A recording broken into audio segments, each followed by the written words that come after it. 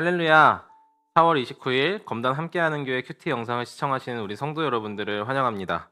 오늘 큐티 본문은 시편 104편 1절부터 18절까지의 말씀입니다. 우리 함께 눈으로, 귀로, 그리고 가능하신 분들은 입으로 읽도록 하겠습니다. 내 영혼아, 주님을 찬송하여라. 주 나의 하나님, 주님은 더없이 위대하십니다. 권위와 위엄을 갖추셨습니다. 주님은 빛을 옷처럼 걸치시는 분, 하늘을 천막처럼 펼치시는 분, 물 위에 누각의 들보를 놓으신 분, 구름으로 병거를 삼으시며 바람 날개를 타고 다니시는 분, 바람을 심부름구름으로 삼으신 분, 번갯불을 시종으로 삼으신 분이십니다. 주님께서는 땅의 기초를 든든히 놓으셔서 땅이 영원히 흔들리지 않게 하셨습니다. 옷으로 몸을 감싸듯 깊은 물로 땅을 덮으시더니 물이 높이 솟아서 산들을 덮었습니다. 그러나 주님께서는 한 번 꾸짖으시니 물이 도망치고 주님의 천둥 소리에 물이 서둘러 물러갑니다. 물은 산을 넘고 골짜기를 타고 내려가서 주님께서 정하여 주신 그 자리로 흘러갑니다. 주님은 경계를 정하여 놓고 물이 거기서 넘지 못하게 하시며 물이 되돌아와 땅을 덮지 못하게 하십니다. 주님은 골짜기마다 샘물이 솟아나게 하시어 산과 산 사이에 흐르게 하시니 들짐승이 모두 마시고 목마른 들나귀가 갈증을 풉니다. 하늘의 새들도 샘 곁에 깃들며 우거진 나무잎 사이에서 지저깁니다. 누각 높은 곳에서 산에 물을 대주시니 이 땅은 주님께서 내신 열매로 만족합니다. 주님은 들짐승들이 뜯은 풀이 자라나게 하시고 사람들이 밭가리로 채소를 얻게 하시며 땅에서 먹을 거리를 얻게 하셨습니다. 사람의 마음을 즐겁게 하는 포도주를 주시고 얼굴에 윤기가 나게 하는 기름을 주시고 사람의 힘을 돋돋아주는 먹거리도 주셨습니다. 주님께서 심으신 나무들과 레바논의 백향목들이 물을 양껏 마시니 새들이 거기서 깃들고 황새도 그 꼭대기에 집을 짓습니다. 높은 산은 산양이 사는 곳이요 바위 틈은 오소리의 피난처입니다. 아멘. 우리가 읽은 말씀은 하나님의 말씀입니다. 오늘 본문은 우리에게 한 장면을 떠오르게 하고 있는데요. 바로 창세기에 나타난 창조 기사가 이것입니다. 오늘 시편 기자는 하나님이 창조하신 만물, 특별히 빛과 하늘, 물과 바람, 땅과 산, 동식물들을 이야기하며 세상 모든 것이 하나님에 의해서 이루어졌고 또 모든 것이 하나님에 의해 공급되며 유지 보수된다라고 말하고 있는 듯 합니다. 오늘 말씀을 곱씹으면 곱씹을수록 우리는 하나님이 얼마나 위대하시고 영광스러운 분이신지 알게 되는데요. 이 시간을 통해 하나님의 영광을 다시 한번 묵상하는 시간이 되기를 소원합니다. 영광이라는 단어를 생각하면 어떤 것이 생각나시나요? 제가 최근에 강의를 들었는데 그 강의에서 영광이란 생각하다라는 것과 동의어라고 이야기합니다. 즉 하나님의 영광을 알기 위해서는 하나님이 어떤 분이신지에 대해서 생각해야 한다라는 것이죠. 그래서 하나님이 어떤 분이신지 생각하면 생각할수록 하나님의 영광스러우심이 우리에게 드러나고 깨달아진다는 것입니다. 특별히 하나님의 영광을 깨닫기 위해서는 그분이 행하신 모든 일과 행하신 일을 통하여 이루신 일이 무엇인지를 생각해 보아야 합니다. 오늘 성경 기자는 하나님의 창조를 통해 하나님의 영광을 깨닫고 있습니다. 하나님이 지으신 이 세상은 우리가 보기에 쳇바퀴 같이 느껴지는 날들이 종종 있죠.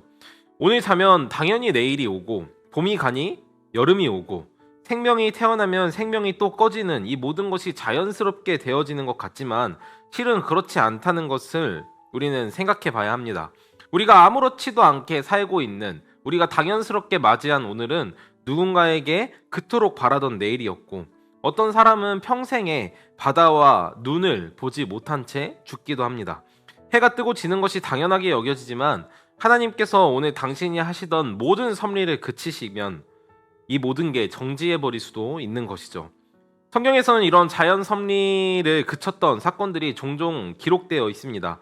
여호수아 시대에 태양이 멈추어 한 자리에 계속 있었던 사건, 열왕기 하에 아하스 왕의 때에 태양이 약간 뒤로 물러갔던 사건과 같은 일이 바로 이런 일들입니다.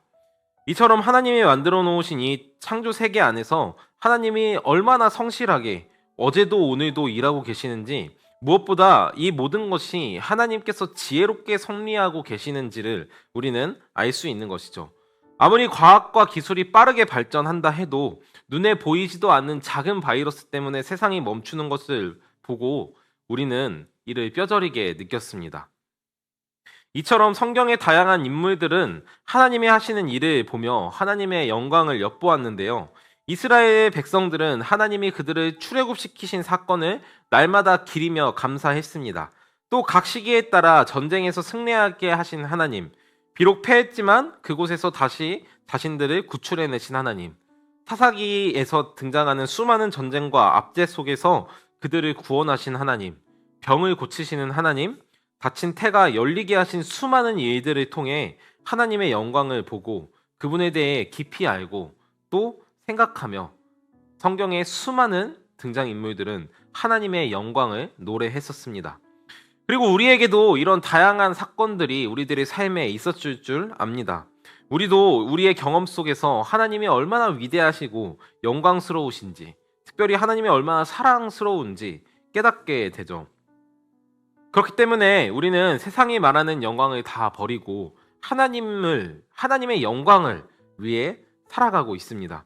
그런데요, 우리가 절대 잊어서는 안 되는 가장 중요한, 그리고 우리가 항상 기리고 묵상해야 할 하나님의 영광이 있습니다. 앞서 말씀드렸던 것처럼 하나님의 영광을 안다는 것은 하나님이 하신 일과 그것을 통해 이루신 일을 생각한다라는 것인데요. 우리에게 있어서 가장 깊이 생각하고 묵상하여 하나님의 영광을 높여야 되는 어떤 한 사건이 있는데, 그것은 바로 예수 그리스도와 그의 십자가와 부활의 사건입니다. 하나님께서는 예수님을 보내실 때 당신의 영광을 위하여 보내셨고, 예수님께서도 하나님의 영광을 위한 일이 아니라면 단 한 발자국도 움직이지 않으시고 어떠한 일도 하지 않았음을 우리는 성경을 통해 볼 수 있습니다. 예수님의 공생애 중 가장 중요한 사건을 말하라 하면 너나 할 것 없이 모두 예수님의 십자가와 부활의 사건을 이야기할 것입니다.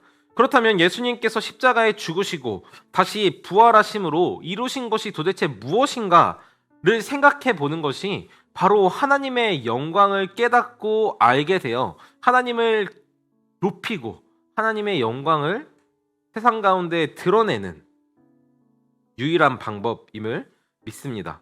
오늘 그래서 우리가 하나님의 영광, 하나님의 지혜, 하나님의 사랑, 하나님의 의로우심을 알기 위해서는 이 예수 그리스도의 부활과 십자가를 반드시 우리들의 삶에 날마다 생각해야 하는 것입니다. 사랑하는 검단 함께하는 교회 성도 여러분, 히브리서 3장 1절 말씀처럼 예수 그리스도를 깊이 생각하는 우리 모든 성도님들이 되시기를 축복합니다.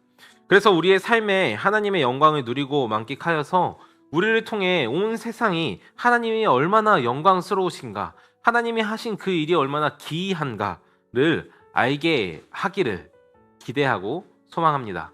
기도하겠습니다.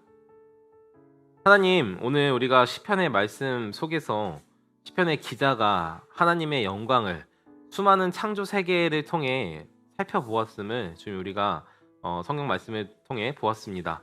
주님, 우리도 우리들의 삶에서 하나님이 주신 수많은 자연 만물들과 또 우리들의 삶과 또 세상의 이치들을 통해 하나님의 영광을 깊이 누리고 생각하기를 소망합니다.